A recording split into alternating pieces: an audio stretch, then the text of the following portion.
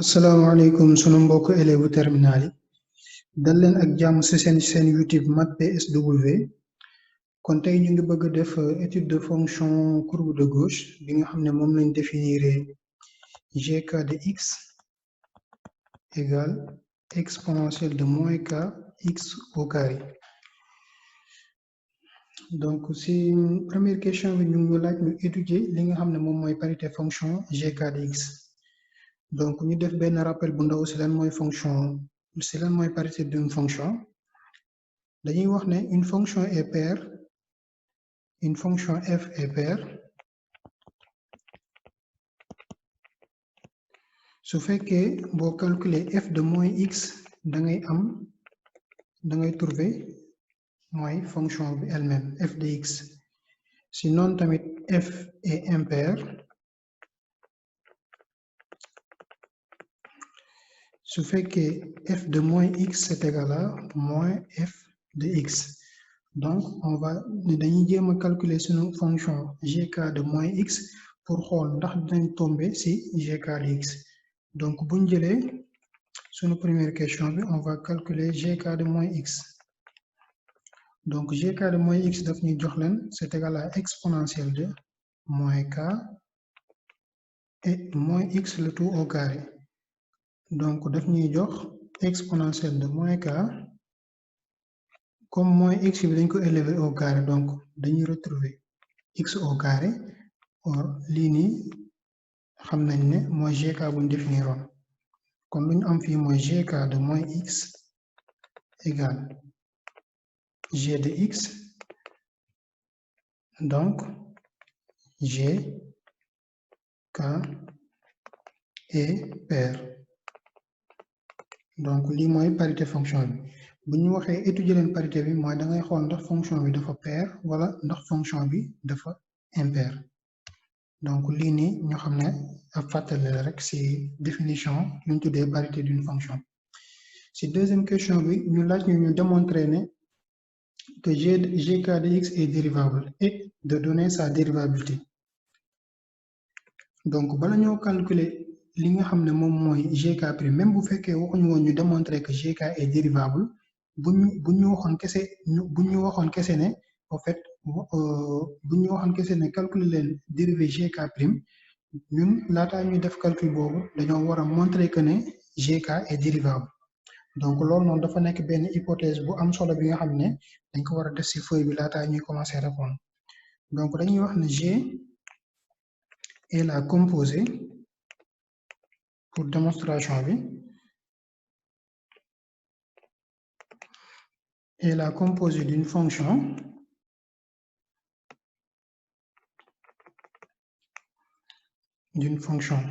polynôme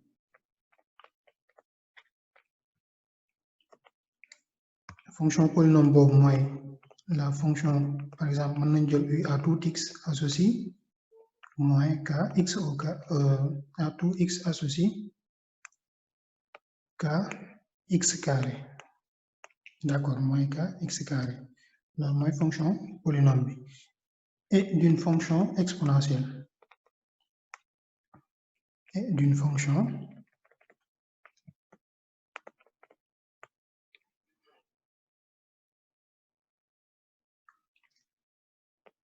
exponentielle.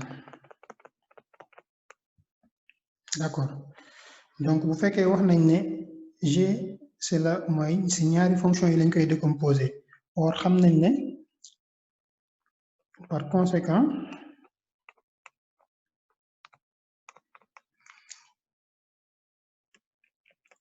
elle est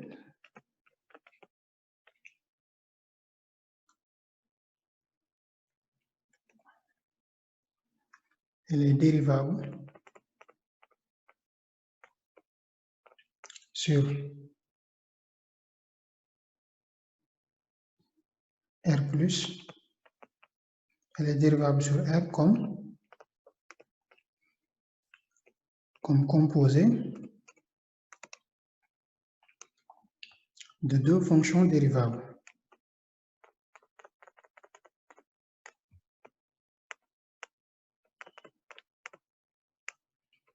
Dérivable sur R. kon donc lii mooy joxe argument de dérivabilité suñu fonction bi donc actuellement nii mën nañ calculer suñu gk prime donc gk prime de x ce n'est rien d'autre que exponentielle de u de x mooy u buñ définiroon fii nii composition bi prime or lii buñ ko calculer dañuy am lan dañuy am li nga xam ne mooy u prime de x exponentielle de u de x mooy dérivé de la fonction exponentielle composée donc or bu ñu xoolee comme suñu u de x est égal à 2 moins kx carré donc day nekk moins 2kx et maintenant exponentielle de moins kx carré donc g prime k de x la ñuy trouver mooy lan c'est 2kx exponentielle de moins kx au carré donc loolu mooy sunu dérivé bu ñu trouvé fii kon mën nañ jàll ci ñetteelu question bi mooy troisième question bi foofu ñu ngi fa laaj ñu étudier li nga xam ne moom mooy signe g prime k de x bi ñu trouvé daal signe g prime k bi moom lañ bëgg a étudier après ñu tracer li nga xam ne moom mooy tableau de variation bu fonction g mooy ñu xam suñu fonction g bi ana naka lay varier wu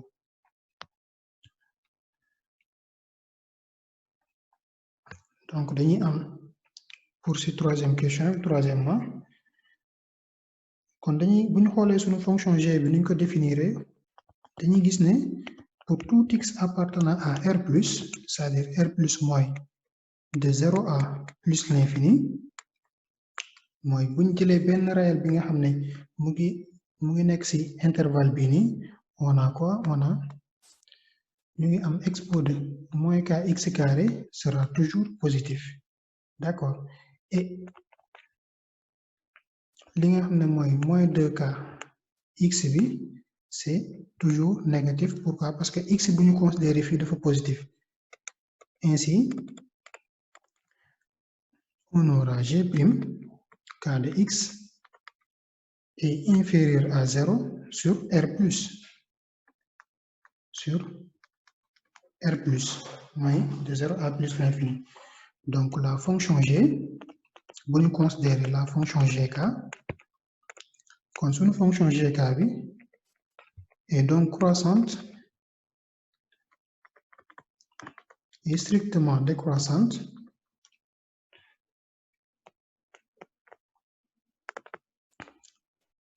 sur R+.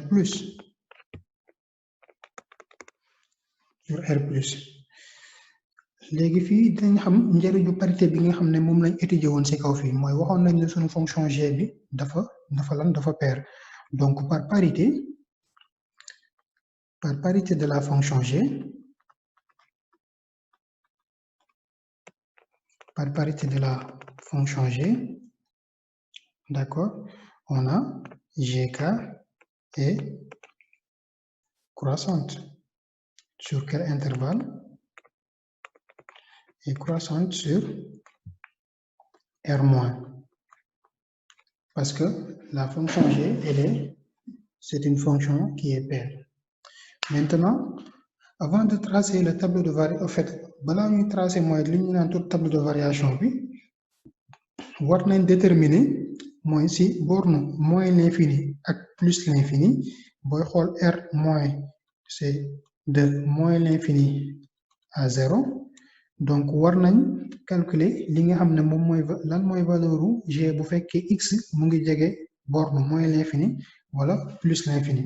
donc comme mënuñu calculer argument par exemple on peut pas faire gk de moins l'infini lii ça se calcule pas donc on peut pas le faire donc lu ñu mën a calculer mooy calcul limite c'est-à-dire kon on va essayer dañuy jéem a calculer li nga xam ne moom mooy la limite lorsque x tend vers plus l'infini de moins kx carré puisque mooy argument wu fonction g bi quoi donc booy xool limite bii nii c'est égal à moins l'infini pourquoi parce que k est positif et x carré est éventuellement positif te bu ñu xool tamit su propriété limite yi nga xam ne moom lañ jàng ñu ngi ñuy wax ne boo calculer la limite lorsque un grand X tend vers moins l'infini de exponentielle de grand X, c'est égal à 0. D'accord, c'est égal à 0. Maintenant, c'est comme si on considère que notre grand X là, ce n'est rien d'autre que moins kx carré. D'accord. Et donc, ainsi, on va dire que la limite, lorsque x tend vers plus l'infini, de gk de x est égal à 0. Donc, am nañ limite gk bi. Or, valeur 0 bi tamit mën nañ ko calculer boobu soxlawul ñuy calculer limite bi parce que booy xool bu ñu bëggee calculer gk de 0 dañuy ñëw rek remplacer valeur x bi par 0. C'est égal à moins k 0 au carré qui est égal à expo de 0 qui est égal à 1. Donc, gk de 0 est égal à 1. Donc, ñaari valeurs yi mooy ñaari valeurs yi nga xam ne dañ koy soxla pour représenter li nga xam ne moom mooy tableau de variation bu ñu laaj ñu calculer ko. Donc, fii nii mën nañ tracer li nga xam ne moom mooy suñu tableau de variation bi. Donc, tableau de variation bi lii lañuy am. Donc, dinañ am benn wàll bi nga xam ne x yi ñoo moom lañ fi représenter ak fonction yi comme fii ñu def fi dérivé bu ñu calculer woon pour xam signe bi. Donc, fii day nekk moins l'infini fii nekk 0 fii plus l'infini.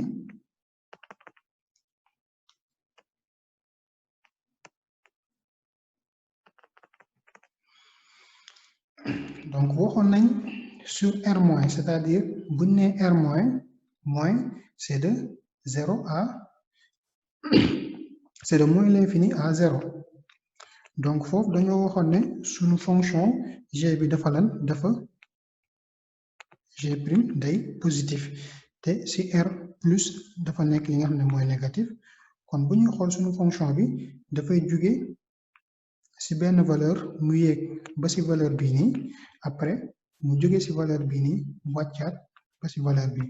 te booy xool valeur yooyu mooy yan valeur mooy luñ calculer woon si limite yi mooy fii 0 après mu ñëw ba fii nii mooy g de 0 bi mooy 1 buñ trouvé woon après mu daal di wàccaat ba 0 par li nga xam ne moom mooy parité. Donc mën nañ jàll si question bu si topp muy 4e question bi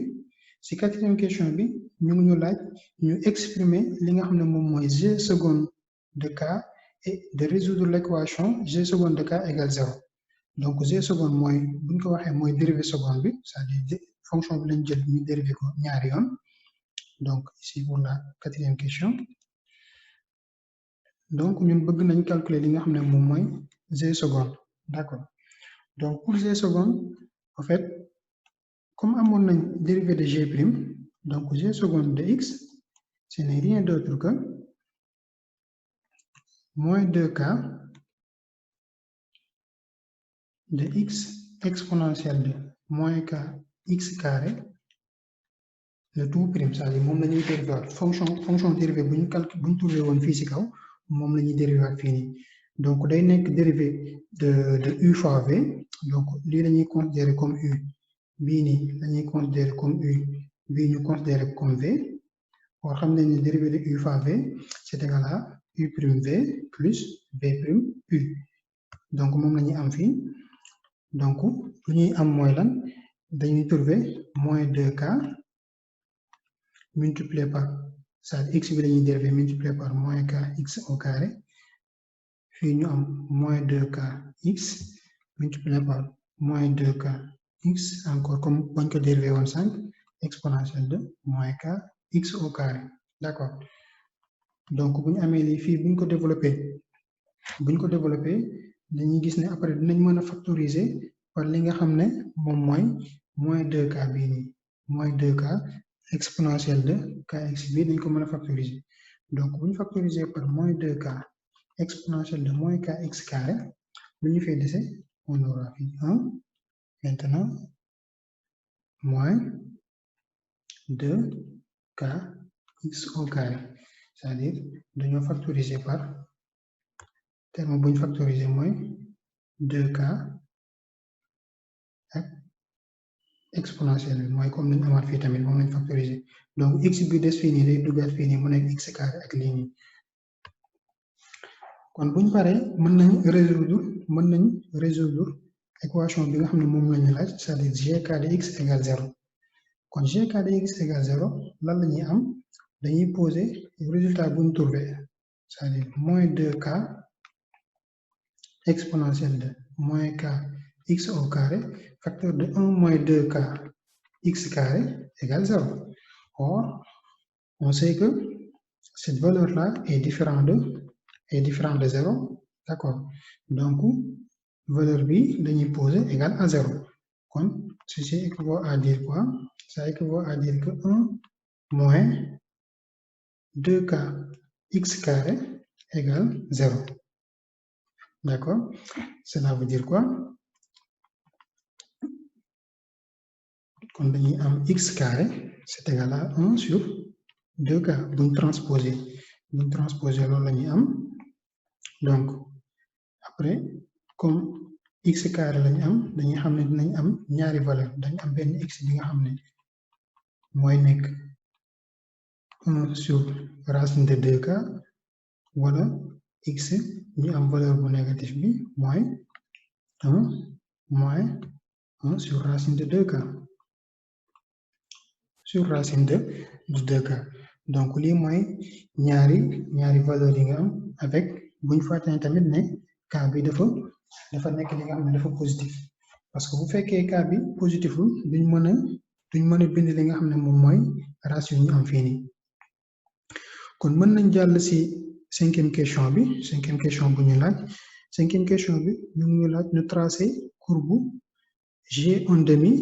g de 1 ak g de 2. D'accord. Donc, si cinquième question bi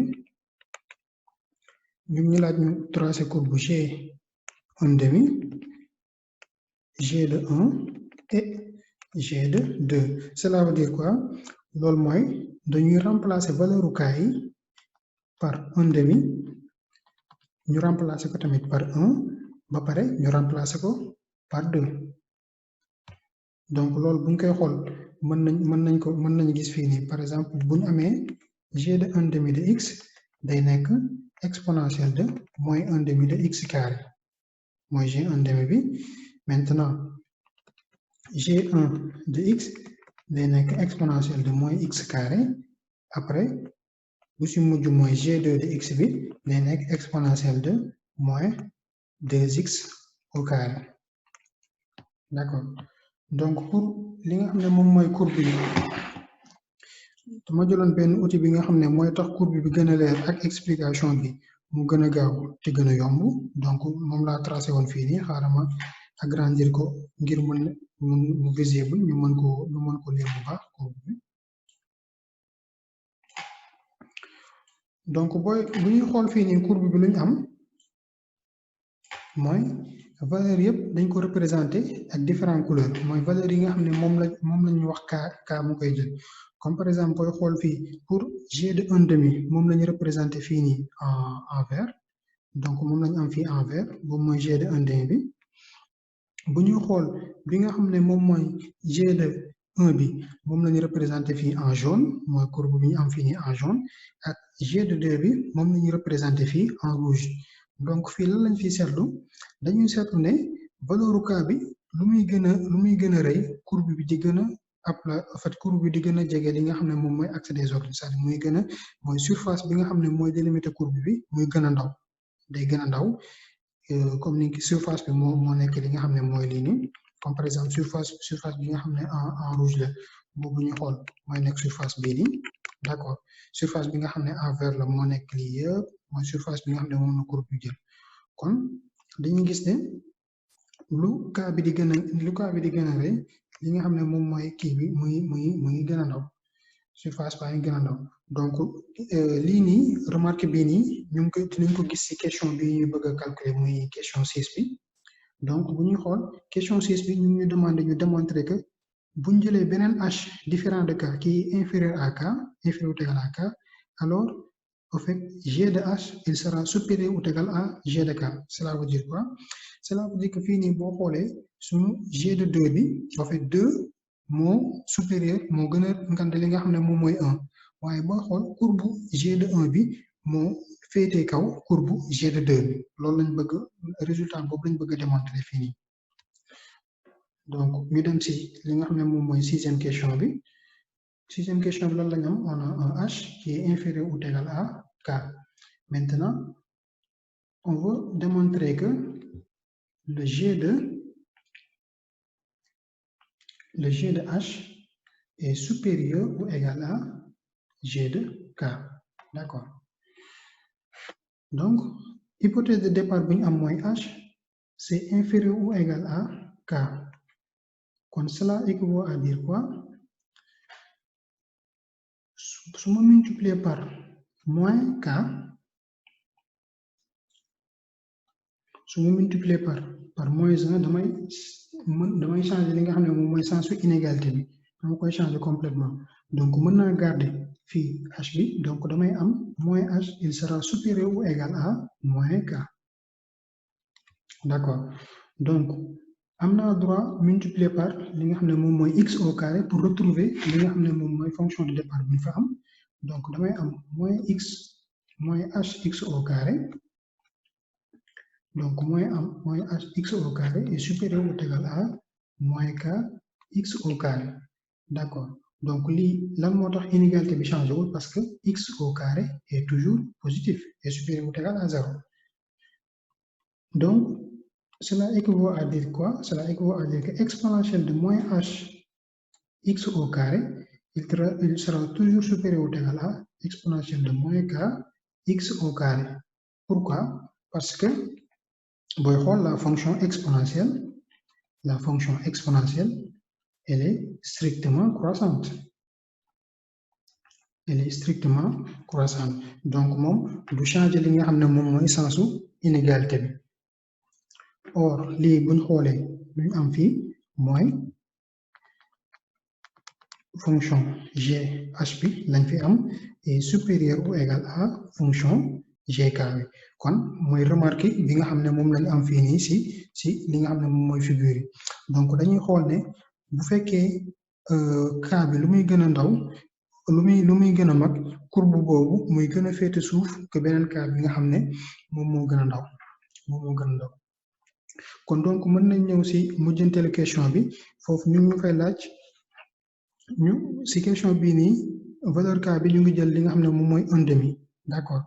donc fii ñu ne soit alpha la solution positive de l'équation g k prime bu ñu résoudre woon égale 0 mooy solution boobu noonu alpha mooy solution bi maintenant on demande de déterminer une équation de la tangente t à la courbe gk au point d'abscisse alpha kon ñu jéem a déterminer li nga xam ne moom mooy tangente bu ñuy laaj foofu noonu donc ñu ñëw si dernière question muy 7e question bi ñuy rappeler une équation de la tangente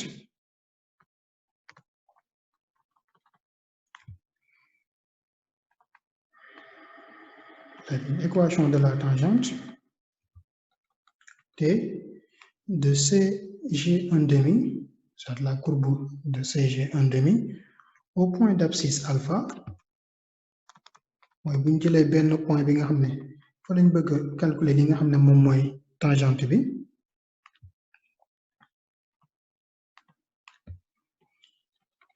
donc équation tangente bu ñuy am mu ngi nekk li nga xam ne moom lañ tuddee y égale par définition c'est g prime de 1/2 c'est-à-dire fonction bi nga xam ne moom lañ koy au point alpha multiplié par x moins alpha maintenant plus l'argument bu ñuy calculer alpha si fonction bi nga xam ne moom lañ considérer donc bu ñu remplacer valeur yi ak lu ñu trouvé woon kon fii dañuy am moins exponentielle de moins 1/2 multiplié par x moins 1 alpha bi et fii ñu am plus exponentielle de moins 1/2 d'accord donc lii bu ñu defee développement bi dañuy am exponentielle de moins 1/2 multiplié par x bi nii c'est-à-dire dañuy am moins x fois exponentielle de moins 1/2 maintenant plus exponentielle de moins 1/2 plus exponentielle de moins 1/2 parce que moins fois moins égale plus donc fii lu ñuy am dañuy am moins x or exponentielle de moins 1/2 mën nañ ko bindee ci racine de e fii tamit ñu am li nga xam ne mooy 2 exponentielle de moins 1 demi d'accord lii tamit daf ñuy jox moins x sur racine de e plus 2 sur racine de e racine de parce que exponentielle de moins 1 demi lu ñuy tuddee fonction puissance booy xool classe su cinquième ñu jàngoon classe cinquième lan la ñu waxoon dañoo ne si on a a à la puissance moins n c'est égal à 1 sur a à la puissance n donc loolu lañ fi mooy propriété boobu lañ fi appliqué kon lii lañuy am si li nga xam ne mooy suñu y bu ñu woowee suñu fonction mooy suñu équation tangente bi donc équation tangente bi lii lañ ci am te buñ delloo si courbe buñ tracé woon dinañ ko gis fii nii équation tangente bi nga xam ne moom lañ tuddee fii te kon donc fii booy xool te bu ñu am fii nii mooy y bi équation bi y bi c'est égal à moins 1 sur racine de x plus 2 sur racine de e d'accord kon fii la lañ fi seetlu dañuy seetlu ne boo xoolee bu x jëlee valeur 1 bi dañuy retrouver li nga xam ne moom mooy valeur bii nii quoi donc point d'abscisse bi tangente bi mooy tangente courbe bi mooy g de 1 demi bi si fonction g de 1 demi bi mooy lu ñuy am fii kon donc lii lañ leen indiloon si courbe de gauche bi bu fekkee am ngeen ay remarque ak ay suggestion wala yeneen thèmes yi nga xam ne bëgg ngeen ko ñu traité ko mën ngeen ko wax en commentaire si li nga xam ne moom mooy si vidéo bi kon ñu ngi leen di jox dox daje si yeneen vidéo si seen chaîne Math PSW